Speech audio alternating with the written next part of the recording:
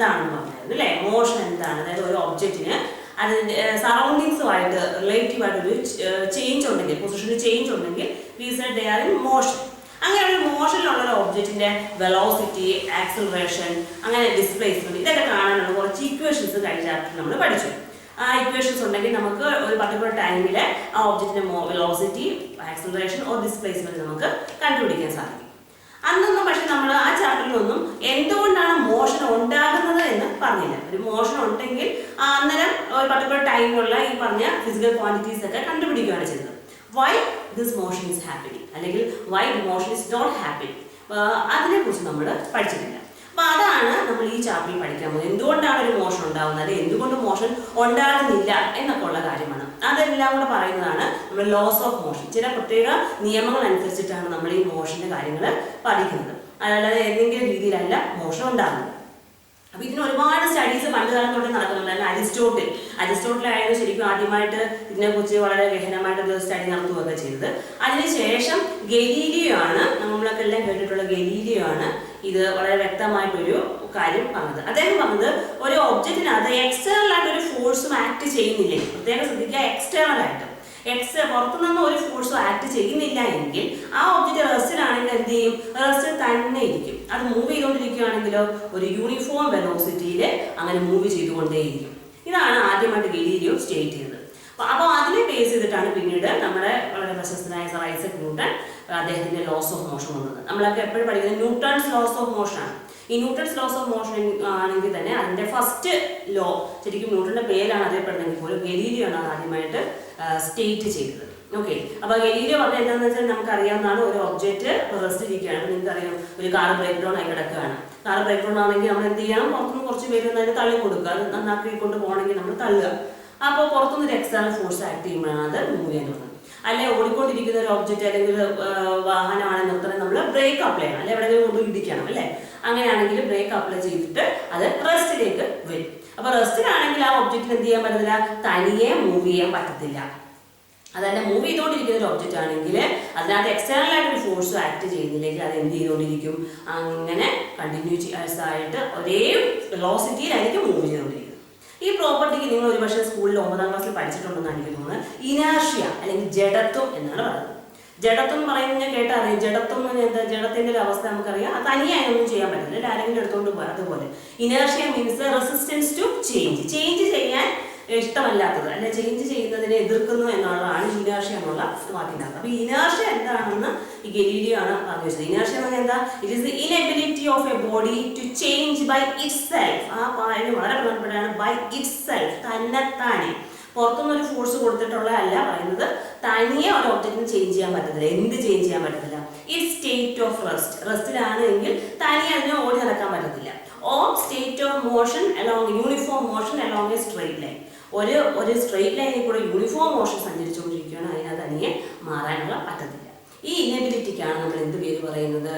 Inertia എന്ന് പറയുന്നത്. അപ്പോൾ അത് പലപ്പോഴും എക്സാമിനെ ചോദിക്കാറുള്ളതാണ്, ഇനേർഷ്യ എന്താണ് എന്നുള്ളത്. Okay, the inability of a body to change by itself, its state of rest or state of uniform motion along a straight line. Inertia means resistance to change. അപ്പോൾ ഇത് കൊണ്ടുവന്നത് നമ്മുടെ ഗലീലിയോ ആണ് ആദ്യമായിട്ട് സ്റ്റേറ്റ് ചെയ്തത്. അദ്ദേഹത്തിന്റെ പ്രശസ്തമായ എക്സ്പെരിമെന്റ് കൂടാണ്. നിങ്ങൾ കേട്ടിട്ടുണ്ടാവും, ഒരു ബോൾ ഇങ്ങനെ ഉരുട്ടിയിട്ട് ഇൻക്ലൈൻഡ് പ്ലെയിൻ മുകളിലേക്കും താഴേക്കും ഉരുട്ടി വിട്ടിട്ട് അദ്ദേഹം കണ്ടുപിടിച്ചതാണ് ഈ ഇനേർഷ്യ എന്നാണ്. ഗലീലിയോ തുടങ്ങി വെച്ച ഈ ഒരു പഠനമാണ് പിന്നീട് ഐസക് ന്യൂട്ടൺ വളരെ ബൃഹത്തായിട്ട് പഠിച്ച് ഈ ന്യൂട്ടന്റെ ലോസ് കൊണ്ടുവന്നത്. സോ ന്യൂട്ടന്റെ ഫസ്റ്റ് ലോ നമ്മളിപ്പോൾ ഗലീലിയോ പറഞ്ഞ അതേ സ്റ്റേറ്റ്മെന്റ് തന്നെയാണ് നമ്മൾ സ്കൂളിൽ പഠിച്ചിട്ടുള്ളതാണ്. Every body continues to be in a state of rest or state of uniform motion in a straight line unless compelled by an external force to act otherwise. ഒരു object റെസ്റ്റിലാണെങ്കിൽ rest തന്നെ ഇരിക്കും. അതല്ല straight ലൈനിൽ uniform motion നമ്മൾ പഠിച്ചാണ്, ഒരേ സ്പീഡിൽ പൊക്കോണ്ടേ ഇരിക്കുകയാണ്, അങ്ങനെ തന്നെ പൊക്കോണ്ടേ ഇരിക്കും. ഏത് കാലം വരെ? Unless an external force is acting on it. ഏതെങ്കിലും ഒരു പുറമേ നമ്മൾ ഫോഴ്സ് ഇതിനകത്ത് ആക്ട് ചെയ്യും വരെ ഇത് ഇങ്ങനെ കണ്ടിന്യൂ ചെയ്തുകൊണ്ടേ ഇരിക്കും. ഇതാണ് ന്യൂട്ടന്റെ ഫസ്റ്റ് ലോ. ഇത് വളരെ പ്രധാനപ്പെട്ട ഒരു ലോ ആണ്. എപ്പോഴും സ്റ്റേറ്റ്മെന്റ് തന്നെ ചോദിക്കാവുന്നതാണ്. State Newton first law. അതുപോലെ തന്നെ ഇതിനകത്ത് ഇമ്പോർട്ടൻസ് എന്ന് പറഞ്ഞു കഴിഞ്ഞാൽ describe the concept of inertia. Inertia എന്താണെന്ന് ഇവിടെ ഡിഫൈൻ ചെയ്ത്. ഇനേർഷ്യ ആൾറെഡി ഡിഫൈൻഡ് ആണെങ്കിൽ പോലും ഈ ഫസ്റ്റ് ലോയുടെ ഇമ്പോർട്ടൻസ് ചോദിക്കുമ്പോൾ നമ്മൾ പറയുന്നതാണ് എന്താണ് ഇനേർഷ്യ. അപ്പോൾ തൊട്ട് മുമ്പ് നമ്മൾ പറഞ്ഞു കഴിഞ്ഞാണ് ഇനേർഷ്യ എന്താണ്. അതുപോലെ ഇത് ഡിഫൈൻ ചെയ്യുന്ന ഒരു ടേമാണ് ഫോഴ്സ്. എന്താണ് ഫോഴ്സ്? ബലം. ബലം എന്ന് പറഞ്ഞാൽ എന്താണ്? ശരിക്കും ഒരു ഫോഴ്സ് അപ്ലൈ ചെയ്ത് കഴിഞ്ഞാൽ എന്ത് പറ്റും? ഓടിക്കൊണ്ടിരിക്കുന്ന ഒരാളെ നമുക്ക് പിടിച്ചു നിർത്തണമെങ്കിൽ ഒരു ഫോഴ്സ് കൊടുക്കണം അല്ലേ? അതല്ല നിങ്ങൾ ഫ്രണ്ട്സ് നടന്നു പോകാണ്ട് ഒരു തള്ളിയിടണം തോന്നിക്കഴിഞ്ഞാൽ എന്താ ഒരു ഫോഴ്സ് കൊടുക്കണം. അപ്പോൾ അയാൾ മുന്നോട്ട് ആഞ്ഞു പോകും, വീഴും. സോ അവിടെ വെച്ചാൽ നമ്മൾ ഫോഴ്സ് കൊടുക്കുമ്പോൾ എന്ത് ചെയ്ത് ഓടിക്കൊണ്ടിരുന്ന ആളെ നമുക്ക് നിർത്താൻ പറ്റി, അല്ലെങ്കിൽ നിന്നിരിക്കുന്ന ഒരാളെ തള്ളിയപ്പോൾ അയാൾ മുന്നോട്ട് മൂവ് ചെയ്തു. സോ അവിടെ ആ ഒബ്ജക്റ്റുകളുടെ സ്റ്റേറ്റ് ചേഞ്ച് ചെയ്യും. സോ സം ഒബ്ജക്ട്സിന്റെ അല്ലെങ്കിൽ ബോഡീസിന്റെ സ്റ്റേറ്റ് ഓഫ് റെസ്റ്റ് അല്ലെങ്കിൽ state of uniform motion change ചെയ്യാൻ ഉപയോഗിക്കുന്ന അല്ലെങ്കിൽ സഹായിക്കുന്ന എന്തിനെയാണ് നമ്മൾ എന്ത് പറയുന്നത്? ഫോഴ്സ് എന്ന് പറയുന്നത്. ഇപ്പൊ ഞാൻ ഇവിടെ ഈ ബോർഡിലേക്ക് ഞാൻ തള്ളുകയാണ്, ബോർഡ് അല്ലെങ്കിൽ ഭിത്തിയിലോട്ട് തള്ളുകയാണ്. ഇത് മറിഞ്ഞിട്ട് വീഴുന്നുണ്ടോ? ഇല്ല, യാതൊന്നും സംഭവിക്കുന്നില്ല. എന്ന് വെച്ചാൽ അതിന്റെ അർത്ഥം ഞാൻ ഫോഴ്സ് കൊടുത്തില്ലെന്നാണോ? അല്ല, ഫോഴ്സ് അപ്ലൈ ചെയ്തിട്ടുണ്ട്. ഇവിടെ ഫോഴ്സ് അപ്ലൈ ചെയ്യുന്നുണ്ടെങ്കിലും എന്ത് സംഭവിക്കുന്നില്ല? അവിടെ യാതൊരു സ്റ്റേറ്റിന് വ്യത്യാസം വരുന്നില്ല. അപ്പോൾ ഫോഴ്സ് അപ്ലൈ ചെയ്താലും നമ്മൾ എപ്പോഴും എന്തുണ്ടാവണമെന്നില്ല? സ്റ്റേറ്റ് ചേഞ്ച് ചെയ്യണമെന്നില്ല. So force is something that changes or tends to change the state of rest or state of motion of an object. ഈ ഇനേർഷ്യ എന്ന് പറഞ്ഞ ടോപ്പിക്ക് എപ്പോഴും എക്സാമിന് ചോദിക്കാറുള്ളതാണ്. ഒന്ന്, ഇനേർഷ്യ എന്താണെന്ന് ഡിഫൈൻ ചെയ്യാൻ ചോദിക്കാറുണ്ട്. അതുപോലെ ന്യൂട്ടന്റെ ഈ ഫസ്റ്റ് ലോ എന്തുകൊണ്ട് it is called law of inertia എന്ന് ചോദിക്കാറുണ്ട്. Why it is called law of inertia? കാരണം it defines the concept of inertia. So ന്യൂട്ടന്റെ ഫസ്റ്റ് ലോയ്ക്ക് പറഞ്ഞ മറ്റൊരു പേരാണ് ലോ ഓഫ് ഇനേർഷ്യ. അപ്പൊ പലപ്പോഴും state the law of inertia എന്ന് പറഞ്ഞായിരിക്കും ചോദിക്കുന്നത്. അപ്പൊ ഇത് ഏത് ലോ ആണെന്ന് അറിയാതെ പോകരുത്. പിന്നെ ഇതിനകത്ത് ചോദിക്കുന്നത് ലോ ഓഫ് ഇനേർഷ്യയ്ക്ക് കുറച്ച് എക്സാമ്പിൾസ്, ഇനേർഷ്യക്ക് കുറച്ച് എക്സാമ്പിൾസ്. ഇനേർഷ്യ 3 തരമാണുള്ളത്: inertia of rest, inertia of motion and inertia of direction. Inertia of rest എന്ന് പറഞ്ഞാൽ എന്താ? റെസ്റ്റ് ഇരിക്കുന്ന ഒരു ഒബ്ജക്റ്റ് എക്സ്റ്റേണൽ ഫോഴ്സ് ഒന്നും ആക്ട് ചെയ്യുന്നില്ലെങ്കിൽ അത് എന്ത് ചെയ്യായിരിക്കും? റെസ്റ്റ് തന്നെ ആയിരിക്കും. ഒരു എക്സാമ്പിൾ, നമ്മളിപ്പോൾ ബസ് സ്റ്റാർട്ട് ചെയ്യാൻ പോകുമ്പോൾ നമ്മൾ ബസ്സിൽ നിൽക്കുകയാണെന്ന് വിചാരിക്കുക. പെട്ടെന്ന് ബസ് സ്റ്റാർട്ട് ചെയ്തു, നമ്മൾ അറിഞ്ഞില്ല. എന്ത് ചെയ്യും? നമ്മുടെ ബാക്കിലേക്ക് ഇങ്ങനെ ഒന്ന് പോകും അല്ലേ, നമ്മുടെ അപ്പർ പാർട്ട്. അതെന്തിന്റെ എക്സാമ്പിൾ ആണ്? Example for inertia of rest. Example പലപ്പോഴും ചോദിക്കാറുള്ളതാണ്. എന്തുകൊണ്ടാണ് നമുക്കൊന്ന് പറയാം. ഇപ്പൊ നമ്മുടെ ബോഡിയുടെ ഏത് പാർട്ടാണോ ബസ്സുമായിട്ട് ടച്ച് ചെയ്തേക്കുന്നത് ആ പാർട്ട് വളരെ പെട്ടെന്ന് ബസ്സിന്റെ അതേ സ്പീഡിലേക്ക് തന്നെ വരും. അപ്പൊ നമ്മൾ നിൽക്കുകയാണെങ്കിൽ നമ്മുടെ കാലിന്റെ ആ പാർട്ട് എന്ത് ചെയ്യും? ലോവർ പാർട്ട് ബസ്സിന്റെ അതേ വെലോസിറ്റി തന്നെ ആയിരിക്കും. ഇപ്പൊ റെസ്റ്റിലാണ്, ബസ്സും റെസ്റ്റിലാണ്, നമ്മുടെ മൊത്തത്തിൽ ഉള്ള വെലോസിറ്റി റെസ്റ്റിലാണ്, 0 ആണ്.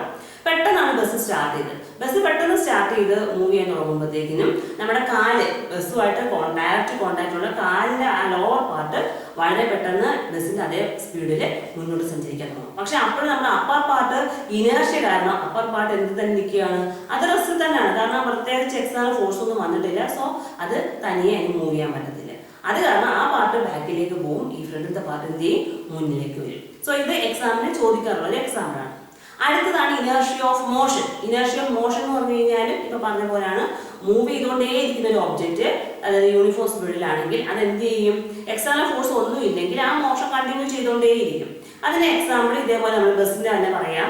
ബസ് സ്പീഡിൽ പൊയ്ക്കൊണ്ടിരിക്കുകയാണ്, നമ്മൾ നിൽക്കുകയാണ്, പെട്ടെന്നാണ് ബസ് ബ്രേക്ക് പിടിക്കുന്നത്. പെട്ടെന്ന് ബ്രേക്ക് പിടിച്ചാൽ എന്ത് പറ്റും? നിങ്ങൾക്ക് തന്നെ അറിയാം, നമ്മൾ നേരെ എങ്ങും പിടിച്ചിട്ടില്ലെങ്കിൽ നമ്മൾ വേഗം മുന്നോട്ട് ആഞ്ഞു പോകും അല്ലേ? അതെന്തുകൊണ്ടാണ്? ഇപ്പൊ തൊട്ട് മുമ്പ് പറഞ്ഞ അതേ കൺസെപ്റ്റ് വെച്ച് നമുക്ക് എക്സ്പ്ലെയിൻ ചെയ്യാം. The whole body is in motion while the bus is in motion, and the parts of our body which are in touch, direct contact with the bus will have the same velocity as that of the bus.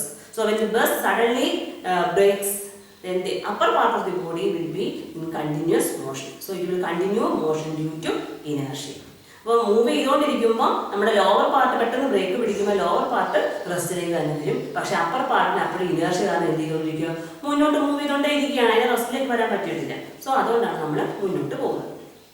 ഇനി മൂന്നാമത്തെ തന്നെ inertia of direction. അതായത് നമുക്കറിയാം, straight ലൈനിൽ പോയിക്കൊണ്ടിരിക്കുകയാണെങ്കിൽ അതിനെ വേറെ ഡയറക്ഷനിലേക്ക് change ചെയ്യണമെങ്കിൽ നമുക്ക് എന്ത് വേണം? എക്സ്റ്റേണൽ ഫോഴ്സ് വേണം. നിങ്ങൾ സൈക്കിളിൽ നേരെ താഴോട്ട് സ്പീഡിൽ പോയിക്കൊണ്ടിരിക്കുകയെന്ന് വിചാരിക്കുക. പെട്ടെന്നാണ് അവിടെ ഒരു കുഴി കണ്ട് നമുക്ക് എന്ത് ചെയ്യണം? നമ്മൾ ഒന്നെങ്കിൽ സ്റ്റോപ്പ് ചെയ്യണം, അല്ലെങ്കിൽ നമുക്ക് ഡയറക്ഷൻ തിരിക്കണമെങ്കിൽ നമ്മൾ എന്ത് ചെയ്യണം? കുറച്ചൊരു ഫോഴ്സ് അപ്ലൈ ചെയ്തേ പറ്റത്തുള്ളൂ. So that is inertia of direction. അപ്പോൾ ഈ ഇനേർഷ്യയുടെ ഈ ആപ്ലിക്കേഷൻസ് അറിഞ്ഞിരിക്കണം, അത് പലപ്പോഴും ചോദിക്കാവുന്നതാണ്. അടുത്തത് വളരെ പ്രധാനപ്പെട്ടതാണ് രണ്ടാമത്തെ നിയമം, ന്യൂട്ടന്റെ രണ്ടാമത്തെ ചലന നിയമം. ഇപ്പൊ രണ്ടാമത്തെ നിയമം പറയും മുമ്പ് നമുക്ക് മൊമെന്റം എന്താണെന്ന് പറയണം. അത് പറഞ്ഞാൽ മാത്രമേ നമുക്ക് രണ്ടാമത്തെ നിയമത്തിലേക്ക് കടക്കാൻ പറ്റൂ. മൊമെന്റം അല്ലെങ്കിൽ ആക്കം, നിങ്ങൾ മലയാളത്തിൽ ആക്കം എന്നാണ് പറയുന്നത്. അതായത് ഒരു ഒബ്ജക്റ്റിനകത്ത് മൊത്തം എത്ര മോഷൻ ഉണ്ട് എന്നുള്ളതിന്റെ അളവിനെയാണ് നമ്മൾ മൊമെന്റം എന്ന് പറയുന്നത്. അപ്പൊ നമ്മൾ വിചാരിക്കും മൊത്തം അളവിന് നമ്മൾ വെലോസിറ്റി എടുത്താൽ പോലെയാണ്. വെലോസിറ്റി പോലെ, വെലോസിറ്റി മാത്രമല്ല ഒരു ഒബ്ജക്റ്റിന്റെ മൊത്തം മൊമെന്റത്തിന്റെ അല്ലെങ്കിൽ മോഷന്റെ അളവ് എന്ന് പറയുന്നത്. ഫോർ എക്സാമ്പിൾ നമ്മളിപ്പോൾ 2 സൈക്കിൾ ഒരേപോലത്തെ 2 സൈക്കിളാണെന്ന് ഇരിക്കുക. ഒന്ന് നല്ല സ്പീഡിലാണ് വരുന്നത്, ഒന്ന് മെല്ലെ വന്നിട്ട് ഒരാളെ പോയി ഇടിക്കുക. രണ്ട് ഒരേ വലിപ്പമുള്ള 2 ആൾക്കാരെ പോയി ഇടിക്കുകയെന്ന് വിചാരിക്കുക. ആർക്കായിരിക്കും കൂടുതൽ പരിക്ക് പറ്റുക, അല്ലെങ്കിൽ അതിന് ഇമ്പാക്റ്റ് കൂടുതൽ ആർക്കായിരിക്കും? നല്ല സ്പീഡിൽ വന്ന് സൈക്കിൾ ഇടിക്കുമ്പോഴായിരിക്കും കൂടുതൽ പരിക്കുണ്ടാവുക, ഡേഞ്ചർ കൂടുതൽ. ഇനി നമുക്ക് ഒരേ സ്പീഡിലുള്ള ഒരു സൈക്കിളും ഒരു ലോറിയാണ് വിചാരിക്കുക. ഒരു സൈക്കിളും ഒരു ലോറിയും രണ്ടും ഒരേ സ്പീഡാണ്. രണ്ടിൻ്റെ വലിപ്പ വ്യത്യാസമൊക്കെ നിങ്ങൾക്ക് അറിയാം, മാസത്തെ വ്യത്യാസമൊക്കെ അറിയാം. ഇത് രണ്ടും കൂടെ വന്നിട്ട് ഇതേ പറഞ്ഞ മാതിരി ഏതെങ്കിലും ഒരേപോലത്തെ 2 ഒബ്ജക്ട്സിനെയാണ് വന്ന് ഇടിക്കുന്നത്. ഏതിനായിരിക്കും കൂടുതൽ പരിക്ക് അല്ലെങ്കിൽ ഇമ്പാക്റ്റ് കൂടുതൽ എവിടെ ആയിരിക്കും? ലോറി വന്നിടിക്കുമ്പോഴാണ്. അപ്പം നോക്കുക, ആദ്യത്തെ കേസിൽ നമ്മൾ രണ്ടിൻ്റെ മാസ് സെയിം ആയിരുന്നു, പക്ഷെ ഒന്നിൻ്റെ സ്പീഡ് കൂടുതലാണ്. രണ്ടാമത്തെ കേസിൽ രണ്ടിൻ്റെ സ്പീഡ് സെയിം ആണ്, പക്ഷെ ഒന്നിന് മാസ് കൂടുതലാണ്. സോ മാസും വെലോസിറ്റിയുമാണ് ഓരോ ഒബ്ജക്റ്റിന്റെ മൊമെന്റത്തെ നിർണ്ണയിക്കുന്നത്. അതാണ് ഈ ഇത് വന്നിങ്ങനെ ആ മൂവ്മെന്റ് മൂലം മറ്റൊരു ഒബ്ജക്റ്റിന്റെ ഇമ്പാക്ട് എന്താണെന്ന് അറിയണമെങ്കിൽ you have to consider both mass and velocity. ആ മാസിന്റെ വെലോസിറ്റിയുടെ പ്രോഡക്റ്റിനെയാണ് നമ്മൾ എന്ത് പറയുന്നത്? മൊമെന്റം എന്ന് പറയുന്നത്. പലപ്പോഴും മൊമെന്റം എന്താണെന്ന് ചോദിച്ചാൽ എല്ലാവരും പറയും product of mass and velocity. അത് കണ്ടുപിടിക്കാനുള്ള ഇക്വേഷൻ ആണ്. എന്താണ് മൊമെന്റം എന്ന് ചോദിച്ചാൽ it is the quantity or amount of motion associated with an object. ഒരു ഒബ്ജക്റ്റിൽ അസോസിയേറ്റ് ചെയ്യുന്ന മോഷന്റെ അളവിനെയാണ് നമ്മൾ മൊമെന്റം എന്ന് പറയുന്നത്. അതിന്റെ ഇക്വേഷൻസ് ഒക്കെ നമുക്ക് അറിയാവുന്നതാണ്. മൊമെന്റം എന്ന് പറഞ്ഞു കഴിഞ്ഞാൽ പി ആണ് അതിന്റെ സിമ്പൽ, എം ഇൻറ്റു വി ആണ്. ഇവിടെ നിങ്ങൾക്കറിയാം വെലോസിറ്റി ഒരു വെക്ടർ ക്വാണ്ടിറ്റി ആണ്, അതുകൊണ്ട് തന്നെ മാസ് സ്കെലാർ ക്വാണ്ടിറ്റി ആണ്. ഒരു വെലോസിറ്റി ഒരു വെക്ടറും സ്കെലാറും നമ്മൾ മൾട്ടിപ്ലൈ ചെയ്താൽ നമുക്ക് വെക്ടർ തന്നെ ആയിരിക്കും കിട്ടുന്നത്. So momentum is A vector quantity. ഇതാണ് ഇരിക്കുന്നത്. കാരണം പരീക്ഷയ്ക്കൊക്കെ പലപ്പോഴും നമ്മൾ ലാസ്റ്റ് ചാപ്റ്റർ വരെ ഒരുപാട് വെക്ടർ ക്വാണ്ടിറ്റീസ് പഠിക്കും. ഇതെല്ലാം കൂടെ ചേർത്തിട്ടായിരിക്കും എക്സാമിന് കുറേ തന്നിട്ട് ഇതിന്റെ വെക്ടർ ഏതാണ് സ്കെലാർ ഏതാണെന്നൊക്കെ ചോദിക്കുന്നത്. യൂണിറ്റ് വളരെ സിമ്പിൾ ആണ്. മാസിന്റെ യൂണിറ്റും വെലോസിറ്റിയുടെ യൂണിറ്റും ഒരുമിച്ച് എഴുതിയാൽ മതി. Kilogram metre per second. Dimension അതുപോലെ തന്നെ mL/(-1) ആണ്. ന്യൂട്ടന്റെ ഫസ്റ്റ് ലോ ഒരു എക്സ്റ്റേണൽ ഫോഴ്സ് ആക്ട് ചെയ്യുന്നില്ലെങ്കിൽ എന്താണ് സംഭവിക്കുന്നത് എന്നാണ് പറഞ്ഞത്. എന്നാൽ ന്യൂട്ടന്റെ സെക്കൻഡ് ലോ പറയുന്നത് ഒരു എക്സ്റ്റേണൽ ഫോഴ്സ് ആക്ട് ചെയ്യുകയാണെങ്കിൽ എന്താണ് സംഭവിക്കുന്നത്. അതാണ് തമ്മിലുള്ള വ്യത്യാസം. ഫസ്റ്റ് ലോയിൽ there is no external force and the second law there is the external force. അപ്പോൾ നമ്മൾ പറഞ്ഞു മൊമെന്റത്തിന്റെ കാര്യം പറഞ്ഞു. മൊമെന്റിന് ഒരു ചേഞ്ച് ഉണ്ടാവും അല്ലേ? ഇപ്പം നമ്മൾ ഒരു 3ാമത്തെ നിലയിൽ നേരെ താഴോട്ട് ചാടുന്നതായിരിക്കും. ചാടുന്ന സമയത്ത് നമ്മുടെ മാസിനെ വെലോസിറ്റികൾ കൊണ്ട് ഗുണിക്കുക. നമുക്കറിയാം കഴിഞ്ഞ ചാപ്റ്റർ പഠിച്ചാൽ താഴെ എത്തുമ്പോഴത്തേക്കും നമുക്കൊരു വെലോസിറ്റി എത്തിയിട്ടുണ്ടാവും. v=u+at വെച്ച് നിങ്ങൾക്ക് കണ്ടുപിടിക്കാൻ പറ്റും. നമ്മൾ ജസ്റ്റ് ആ തറയെ ടച്ച് ചെയ്ത് റെസ്റ്റിലേക്ക് വരുമ്പോൾ നമ്മുടെ മൊമെന്റ് എത്രയായിട്ട് മാറി? 0 ആയിട്ട് മാറി. അതിന് തൊട്ട് മുമ്പ് നമ്മൾ വളരെ ഹൈ മൊമെന്റത്തിലാണ് വരുന്നത്.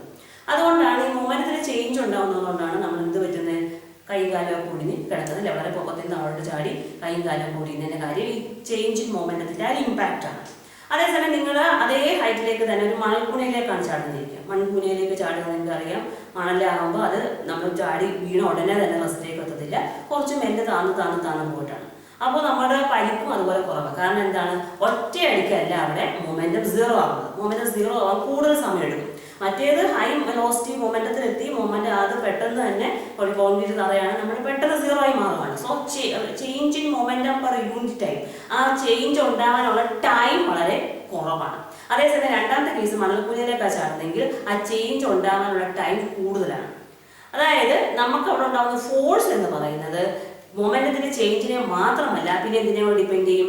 എത്ര സമയം കൊണ്ടാണ് ആ ചേഞ്ച് ഉണ്ടായതെന്ന് ഡിപ്പെൻഡ് ചെയ്യും. സോ അതാണ് ന്യൂട്ടന്റെ രണ്ടാമത്തെ നിയമത്തിൽ പറയുന്നത്. രണ്ടാമത്തെ നിയമത്തിൽ പറയുന്നത് എന്താണ്?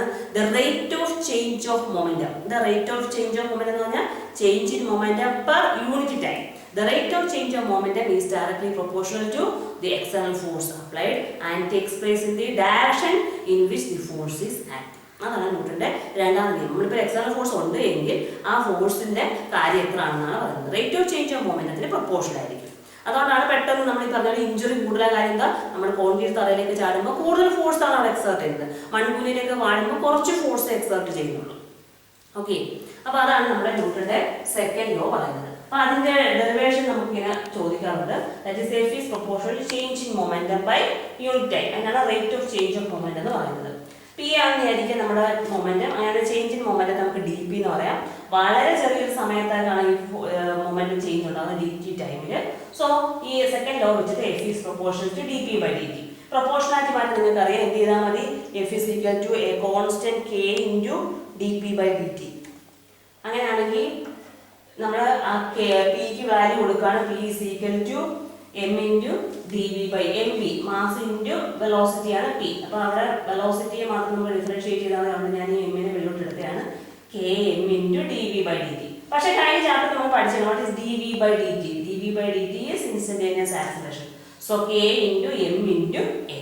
ഇതിൽ തന്നെ നമുക്ക് നോക്കിക്കഴിഞ്ഞാൽ പല പ്രാവശ്യം ന്യൂട്ടൺ പല എക്സ്പെരിമെന്റ് നടത്തിയിട്ട്, അതായത് പല മാസുള്ള ഒബ്ജക്ട്സ് എടുത്തിട്ട് പല ഫോഴ്സ് അപ്ലൈ ചെയ്ത് അങ്ങനെ കുറേ എക്സ്പെരിമെന്റ് നടത്തി കഴിഞ്ഞപ്പോൾ അദ്ദേഹത്തിന് കിട്ടി K = 1 എന്ന് കിട്ടി. അങ്ങനെ ആ ഇക്വേഷൻ ഇത് വരും F = ma. ഇങ്ങനെയാണ് നമ്മുടെ ഈ ഇക്വേഷൻ ഡിറൈവ് ചെയ്യുന്നത്. അപ്പോൾ പലപ്പോഴും ഇക്വേഷൻ ചോദിക്കാറുണ്ട്, ഈ ഇക്വേഷൻ ഡിറൈവ് ചെയ്യാൻ ചോദിക്കാറുണ്ട്. നമ്മുടെ രണ്ടാമത്തെ ചാപ്റ്റർ ഡയമെൻഷൻ ഉപയോഗിച്ച് ഡിറൈവ് ചെയ്യാൻ പഠിച്ചിട്ടുണ്ട്. അതല്ലാതെ ഇങ്ങനെ ഡിറൈവ് ചെയ്യാനും ചോദിക്കാറുണ്ട്. Derive equation F = ma.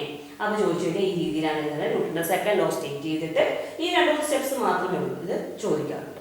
Okay, ന്യൂട്ടന്റെ ഒന്നാമത്തെ നിയമത്തിന്റെ ഇമ്പോർട്ടൻസ് നമ്മൾ പറഞ്ഞായിരുന്നു. അത് ഫോഴ്സ് എന്താണ്, ഇനേർഷ്യ എന്താണ് എന്ന് ഡിഫൈൻ ചെയ്യാണ്. ഇവിടെ നിങ്ങൾ നോക്കിക്കഴിഞ്ഞപ്പോൾ മനസ്സിലായി കാണും ഇതിനകത്ത് നിന്ന് ഇതിന്റെ ഇമ്പോർട്ടൻസ് എന്താണെന്ന് വെച്ചാൽ it helps to measure force. First ലോയിൽ ഫോഴ്സ് എന്താണെന്ന് പറയുകയാണെങ്കിൽ സെക്കൻഡ് ലോയിൽ നിന്നാണ് നമുക്ക് ഫോഴ്സ് കണ്ടുപിടിക്കാനുള്ള ഒരു ഇക്വേഷൻ കിട്ടുന്നത്.